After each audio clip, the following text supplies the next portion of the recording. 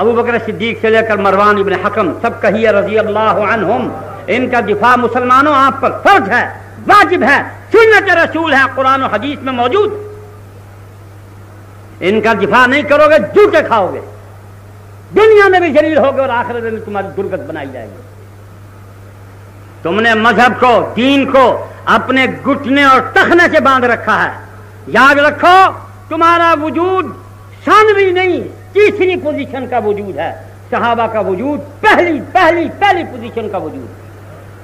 اگر عمارت کی بنیاد غلط ہے تو تم کیسے صحیح؟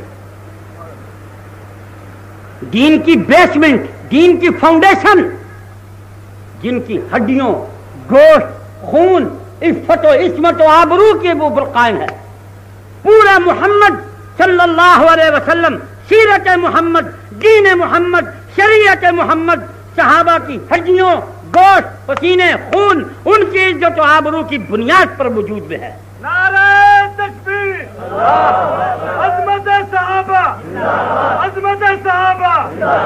صحابہ کو منفی کر دو، نو گاڈ، نو رسول، نو قرآن، کوئی عقیدہ، کوئی فلسفہ نہیں قبول کرتے، میں نہیں قبول کرتا، مجھے تمہارا پتہ نہیں ہے۔